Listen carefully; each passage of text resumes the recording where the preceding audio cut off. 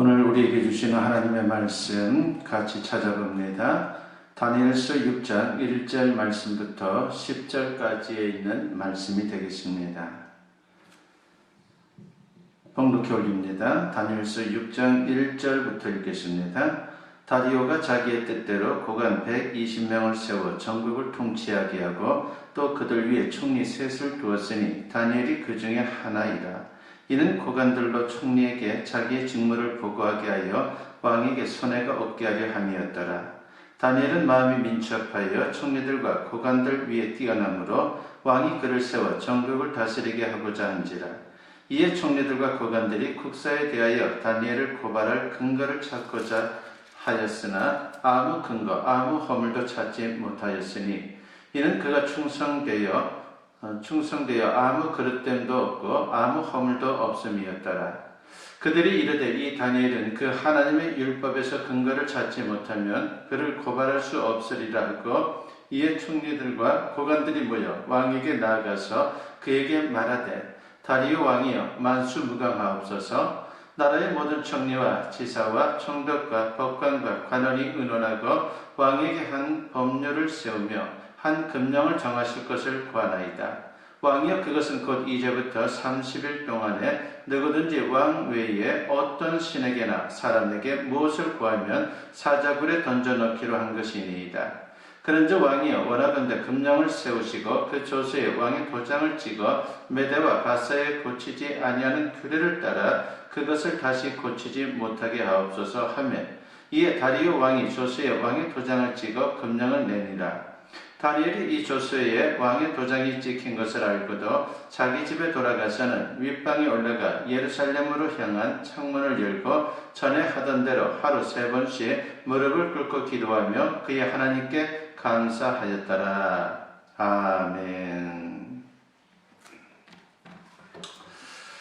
오늘 말씀의 제목은 트럼프라고 하는 제목으로 여러분과 같이 은혜를 나누고자 합니다. 최근에 미국 대통령 선거가 있었습니다. 현 대통령 트럼프와 민주당의 바이든 후보가 선거를 치르게 되었는데 현재로서는 바이든 후보가 당선된 것으로 그렇게 알려져 있습니다. 이 정도 되면 이전 선거에서는 패배를 인정하고 새로운 대통령이 정권을 인수받을 수 있도록 돕는 것이 하나의 관례였고 그리고 좋은 전통이었습니다. 그런데 패자인 트럼프는 자신의 패배를 인정하지 않을 뿐만이 아니라 끝까지 물고 늘어질 태세입니다. 현 대통령이 그것도 민주주의 최고 국가라 말하는 미국에서 부정선거가 있다라고 말하는 것은 쉽게 이해가 가지를 않습니다. 지금까지 4년 임기 동안 트럼프를 한번 보십시오.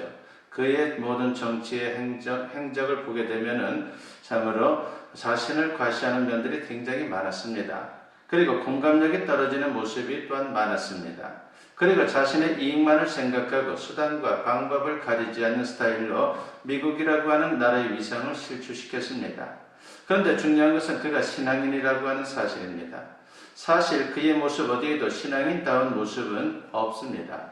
종교적 형식은 있어도 신앙인다운 인격이라고는 눈을 씻고 찾아봐도 없습니다. 그래서 그는 예수님이 말씀하신 대로 걸림돌과 같은 인생이다라고 그렇게 말할 수가 있습니다.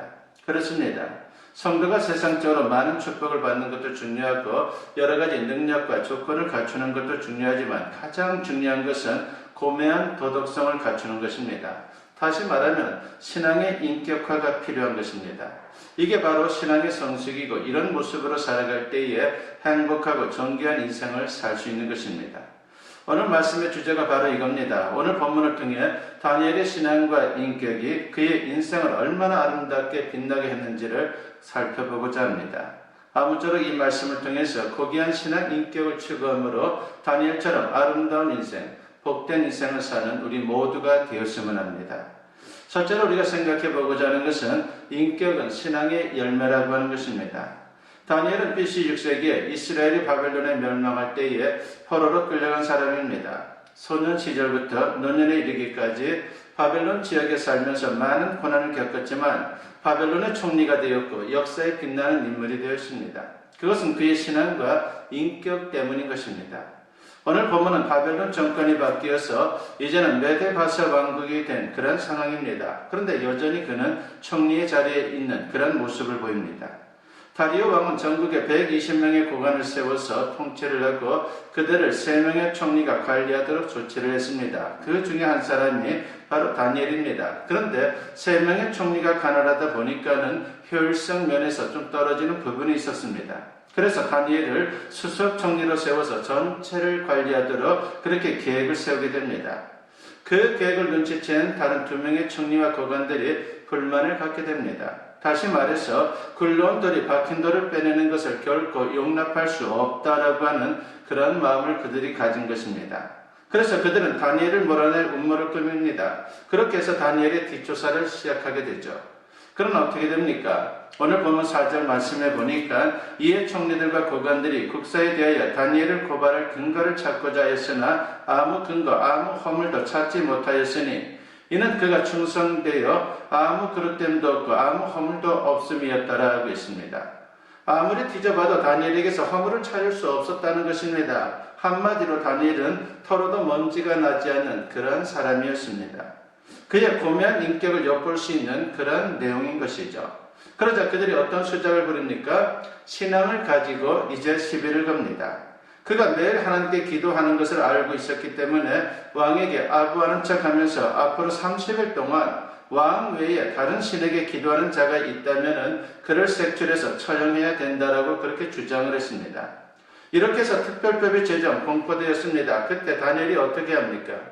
오늘 보면 10절 말씀해 보니까 다니엘이 이 조서에 왕의 도장이 찍힌 것을 알고도 자기 집에 돌아가서는 윗방에 올라가 예루살렘으로 향한 창문을 열고 전에 하던 대로 하루 3번씩 무릎을 꿇고 기도하며 그의 하나님께 감사하였다라고 했습니다. 그는 일신상의 아내를 위해서 신앙을 포기하지 않았다라고 하는 것입니다. 지금으로 말하면 코로나19 때문에 신앙을 접거나 신앙을 편법으로 사용하는 그런 모습을 보이지 않은 것입니다. 정말 대단한 신앙입니다. 그가 어떤 약점도 잡히지 않을 정도의 고귀한 인격을 갖추고 있었던 게 다 이런 신앙의 결과라고 하는 것을 알 수 있습니다.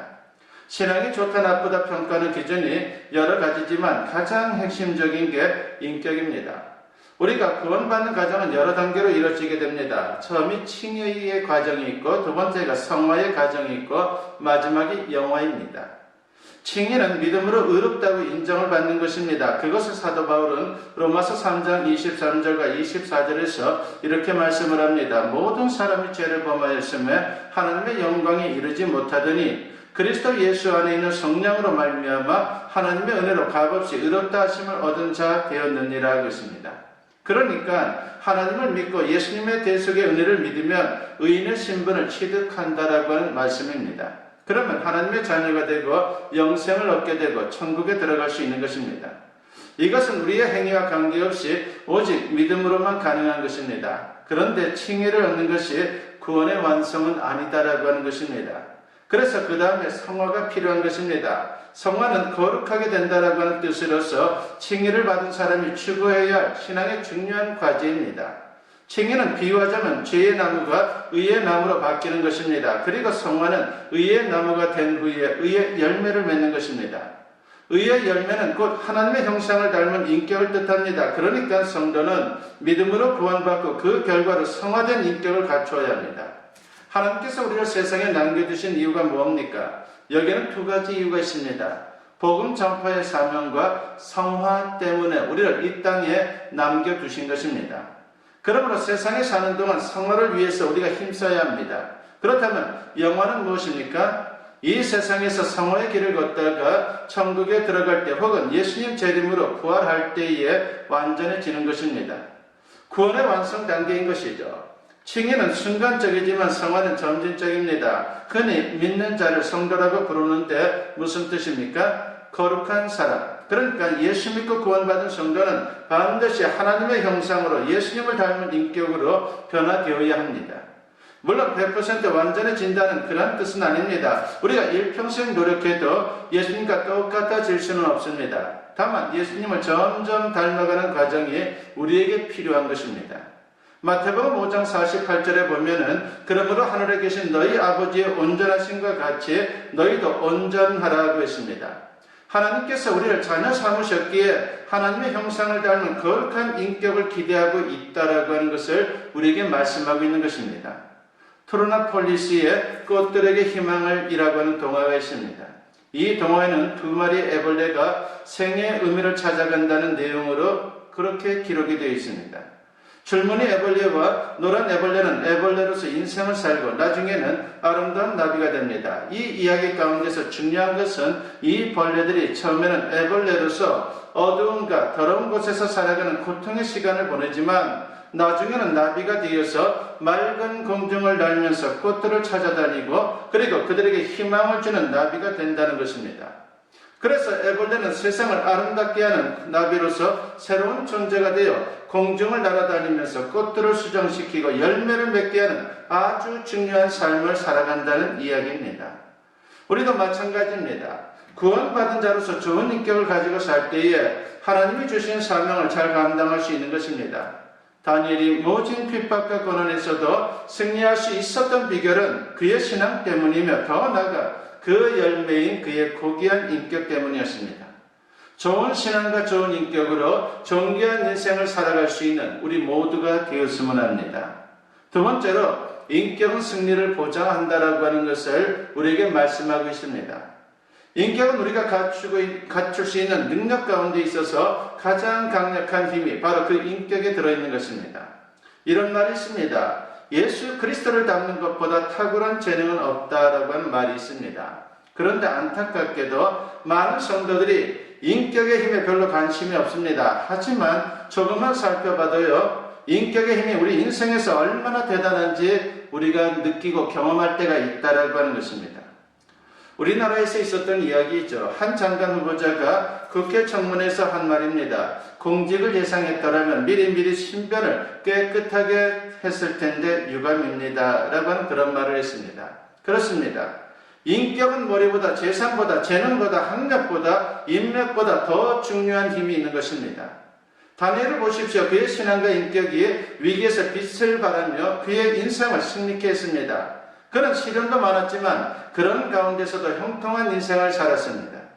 본문을 보면 간신들 때문에 사자굴에 들어가 목숨을 잃을 위기를 맞이합니다. 절체절명의 상황인 것이죠. 그런데 하나님께서 그를 어떻게 합니까? 굶주린 사자의 입을 틀어막아 그를 보호해 주셨습니다. 그것뿐만이 아닙니다. 다니엘서 6장 22절을 보면은 왕이 걱정에 대해서 다음날 새벽 사자굴로 가서 혹시나 해서 다니엘을 불렀을 때에 다니엘이 멀쩡히 살아있는 것입니다. 그 후에 어떻게 됩니까? 왕이 기뻐하면서 다니엘 대신 원수를 다 갚아줍니다. 다니엘서 6장 24절 말씀을 보면은 왕이 말하여 다니엘을 참수한 사람들을 끌어오게 하고 그들의 처자들과 함께 사자굴에 던져 넣게 하였더니 그들이 굴 바닥에 닿기도 전에 사자들이 곧 그들을 움켜서 그 뼈까지도 부서뜨렸더라 하겠습니다. 다니엘은 손에 피 한 방울 묻히지 않고 원수들을 이겼습니다. 그 결과 어떻게 됩니까? 다니엘서 6장 28절 말씀에 보면 이 다니엘이 다리오 왕의 시대와 바사사랑 고레스 왕의 시대에 형통하였더라 하겠습니다. 하나님을 믿고 정직한 인격을 지키면 반드시 승리하게 되는 것입니다. 그런데 세상이 하도 완악하다 보니까는 이런 말들이 돌죠. 정직하게 살면 나만 손해다. 나만 바보가 된다라고 하는 그런 생각들이 세상 가운데 얼마나 많이들 이야기되는지 모릅니다. 다윗도 한때 그런 피해 의식에 사로잡힌 적이 있었습니다. 그러나 그는 승리를 체험하고 이렇게 고백을 합니다. 시편 37편 1절과 2절 말씀에 보니까 악을 행하는 자들 때문에 불평하지 말며 불의를 행하는 자들을 시기하지 말지어다. 그들은 풀과 같이 썩게 배임을 당할 것이며 푸른 채소같이 쇠잔할 것이미로다 라고 했습니다. 그러므로 진정으로 형통한 삶을 원한다면 하나님의 형상을 닮은 인격으로 성숙해져야 하는 것입니다. 성도의 고귀한 인격은 개인적인 형통을 위해서도 중요하지만 하나님의 영광을 나타내고 예수님을 증거한다는 점에서 너무나도 중요하다라고 하는 것입니다. 그런 면에서 우리는 증인의 삶을 위해서 하나님을 닮은 인격을 추구해야 합니다. 다니엘이 고귀한 인격으로 어떻게 증인의 삶을 살았는지 오늘 본문을 보면 곳곳에서 드러나고 있죠. 오늘 물론 읽지 않은 부분들도 있지만은 오늘 본문 6장 전체에 보면은 그런 내용들이 나타나 있다라고 하는 것입니다. 사자굴에서 살아나자 왕은 적극적으로 다니엘을 칭송합니다. 아예 조서를 내려서 백성들에게 하나님을 증거하기까지 합니다. 다니엘서 6장 26절 말씀에 보니까 내가 이제 조서를 내리노라. 내 나라 관할 아래에 있는 사람들은 다 다니엘의 하나님 앞에서 떨며 두려워할지니 그는 살아계시는 하나님이시요 영원히 변하지 않으실 이시며 그의 나라는 멸망하지 아니할 것이요 그의 권세는 무궁할 것이며 라고 했습니다. 그렇습니다. 성도들이 인격의 한계를 풍기면요 증거의 역사가 나타나는 것입니다. 이방인의 입술을 통해서도 증거의 역사가 나타나는 것입니다. 고린도서 2장 15절에 보니까는 우리는 구원받는 자들에게나 망하는 자들에게나 하나님 앞에서 그리스도의 향기니라고 했습니다. 꽃에 향기가 있으면 벌과 나비가 몰려들듯이 우리 성도들에게 인격의 향기가 있으면 많은 사람들을 주님께로 인도할 수 있다라고 하는 것입니다. 그런 면에서 우리는 선갈퀴 같은 존재가 되어야 합니다. 살아서도 죽어서도 향기를 내는 존재 말입니다. 사도행전 9장 36절에 바로 그런 사람이 등장하죠.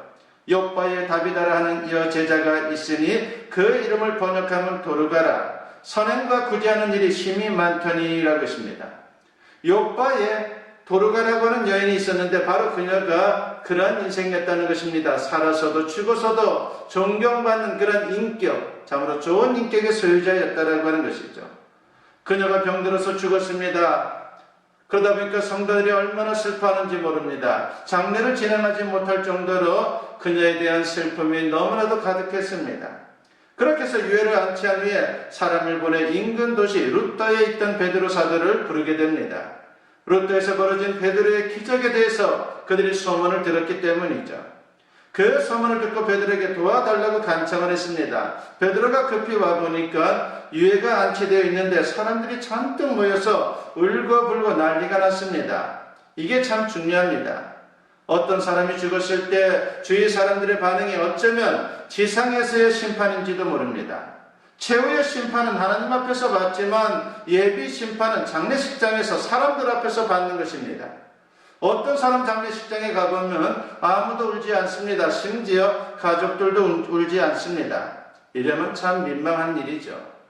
심하게 말하면 인생을 잘못 산 겁니다.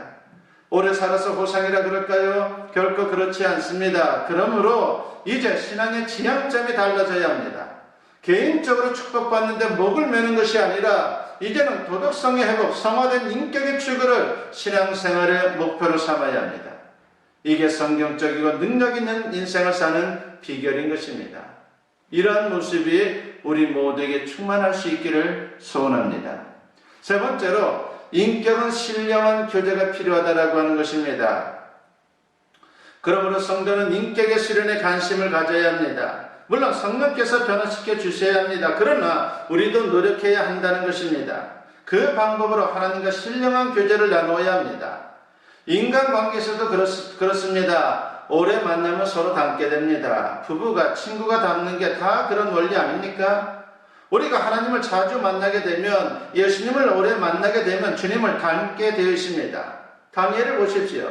그런 어려서부터 노년에 이르기까지 일평생 매일매일 기도하며 말씀을 묵상하면서 하나님을 만난 그런 인생을 살았습니다. 신령한 교제를 나눈 것입니다. 이것이 바로 성화의 길인 것입니다. 우리는 인격의 수련을 위해 무엇보다도 예수님의 마음을 품어야 합니다. 빌립보서 2장 5절에서 사도 바울이 뭐라 합니까? 너희 안에 이 마음을 품으라 곧 그리스도 예수의 마음이니 라고 했습니다. 그리고 성령의 인도하심을 받으며 성령의 열매를 맺어야 합니다. 이것이 곧 성화의 길이요 고귀한 인격을 이뤄가는 것입니다. 갈라디아서 5장 22절로부터 24절에 보니까 오직 성령의 열매는 사랑과 희락과 화평과 오래 참음과 자비와 양성과 충성과 온유와 절제니 이 같은 것을 금지할 법이 없느니라. 그리스도 예수의 사람들은 육체와 함께 그 정욕과 탐심을 십자가에 못 박았느니라 하고 있습니다. 그리고 하나님의 말씀도 중요한 성화의 도구가 된다는 것을 오늘 성경 또한 말씀합니다.